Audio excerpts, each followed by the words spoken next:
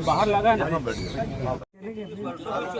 मैं तो बोलता हूँ सर, छत्तीसगढ़ कोई भी वकील हम लोग के खिलाफ न लड़े। मैं तो यही हर कोई से रिक्वेस्ट कर रहा हूँ, आज भी कर रहा हूँ। वो लड़ता है तो हमारे जितना परिवार है ना, वकील के घर डालेंगे हम लोग को वही पालेगा तो उसी को मार डालेंगे हम लोग, अगर जो लड़ेगा उसको। मैं नहीं, पर राजनांदगांव पूरा नवा गाँव बोल रहे हैं उसको। आप उधर भी अभी जाओगे ना, शायद तक वहाँ भी वही बात खुलेगा। तो कोई केस नहीं लड़ना चाहिए हमको। उनके फैमिली, उनके परिवार, किसी से कोई मतलब नहीं। हमारे मम्मी पापा टाइप के वो भी है, जो हुआ तो हम तो भूल गए, लेकिन जो अंदर गए वो बाहर नहीं आना चाहिए। कोई भी रहा है क्यों ना, मुख्यमंत्री का लड़का क्यों न रहा, वकीलों को जो साथ गए देना बाहर नहीं चाहिए। आना चाहिए। हाँ। बस हमारा एक ही रिक्वेस्ट है, अगर वो बाहर आया तो हम भी अपने एक्शन लेंगे। हम भी नाबालिग है, हम भी मारेंगे। हमारे भाई छोटे खड़े करेंगे, भाई तुम्हार हम तेरे लिए पैसा कमाएंगे, तेरे छोड़ाएंगे। 6 महीना बाद छोड़ाने की क्षमता है हमारे भी। घर बेच के छोड़ाएंगे, नहीं छोड़ाएंगे उसको, अगर ऐसा कोई सिस्टम रहा तो। और वो अंदर है तो हम उनके फैमिली गलत नजर से देखेंगे नहीं। आज तक भैया भाभी जो भी माने होंगे, हम आज भी मानेंगे उनको। गलत नजर से देखेंगे ना, देखने देंगे। भी मिलना चाहिए, ऐसा नहीं कि खाली पकड़ में आ गया है उससे कुछ हो जाए। और 2 दिन पहले पापा लोग बस्तर गए ना घूमने के लिए। हाँ। तो उस दिन नाइट में मैं घूम रहा था, तो वहाँ पर एक दोस्त का बर्थडे हुआ, तो मैं विश करने के लिए गया। विश कर रहा हूँ, मेरे हाथ को छोड़ा दिया वो लड़का। तुम्हारे मोहल्ले मत आएगा, तेरे साथ गलत हो जाएगा, ऐसा बोला। और तेरे को और दास मामा को जान से मारेंगे हम लोग, ऐसे बोलते कर दिया 2 दिन पहले। मतलब घर तक मेरे भाई को नहीं बताया मैं, क्योंकि छोटा सा बच्चा 10 महीने का 2 दिन हुआ है, पापा को सिखाया। उसके भविष्य के लिए और इसके भविष्य के लिए कराना है। कम से कम छोटा मोटा जो भी जैसे उसके लोग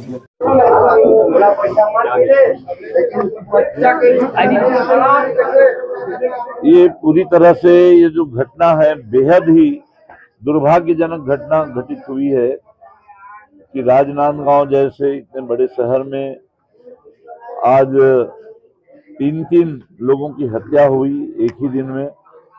और दुर्भाग्यजनक बात यह है कि पुलिस को पहले ही सूचना दे दी गई थी।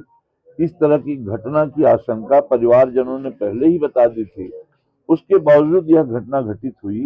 पुलिस मूक दर्शक बने बैठी रही, अपराधियों को खुलेआम संरक्षण दे रही थी पुलिस यहाँ की, और उसी के परिणाम यह घटना घटित हुई है। वरना यह घटना घटित नहीं हुई होती। यदि अपना तत्काल कार्रवाई करी होती पुलिस, तो इतनी बड़ी दुर्घटना को आज अंजाम नहीं दे पाए होते। और आज इस प्रदेश में जिस तरह से राजनांदगांव में जहां एसपी है, जहां आईजी है, जहां खुद गृह मंत्री जी इस जिले के प्रभारी हैं, उसके बावजूद इस तरह की घटना घटित होना, यहाँ के जो जनप्रतिनिधि हैं, यहाँ के स्वयं जो विधायक है, निर्वाचन क्षेत्र है, हमारे 3 बार के मुख्यमंत्री रहे और आज वर्तमान में विधानसभा जी अध्यक्ष हैं, उनके क्षेत्र में यह घटना घटित हुई है।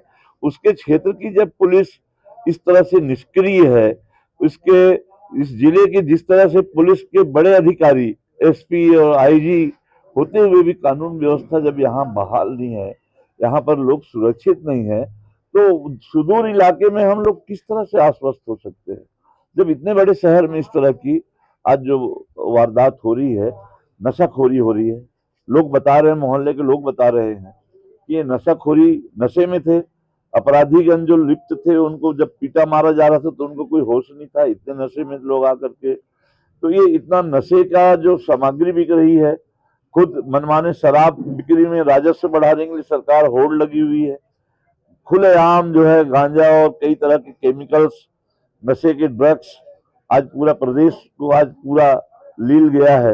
ये तमाम सारी ये घटनाएं रोज घटना घटित हो रही है, हर पूरे प्रदेश के हर इलाके में इस तरह की घटनाएं घटित हो रही है।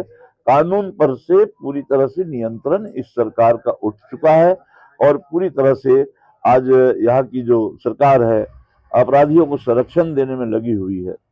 पीड़ित परिवार को न्याय मिले, परिवारजनों ने यही कहा कि हमें न्याय मिले, और न्याय नहीं मिलेगा तो वो लोग कानून को भी हाथ में लेने से नहीं हिचकेंगे। इस बात का वहां के मोहल्ले लोगों ने भी इस बात की जो है चेतावनी दी है कि यदि इस घटना का सही न्याय नहीं मिला इन पीड़ित परिवारों को, तो ये लोग कुछ भी करने को आज जो है उतारू हो सकते हैं।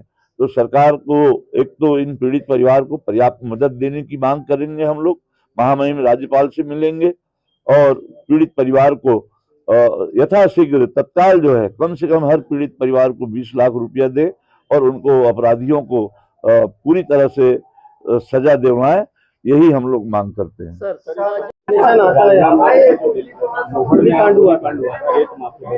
अच्छा हाँ, कांग्रेस का एक डेलीगेशन आया हुआ था जांच टीम से, लेकिन उस जांच के बाद में कांग्रेस का जो जांच प्रतिवेदन है जो भी जांच है वो सार्वजनिक नहीं, उसको प्रदेश कांग्रेस कमेटी ने जो जांच टीम बनाई थी उस पर प्रदेश कांग्रेस कमेटी के अध्यक्ष जी भी इस विषय में जानकारी दे पाएंगे, लेकिन ऐसा हम मान के चलते हैं कि निश्चित तौर पर उसको उच्च स्तरीय मुख्यमंत्री जी को या राज्यपाल जी को उन्होंने अवगत करा करके जरूर ही उस पर कार्रवाई की मांग जरूर किया होगा। जी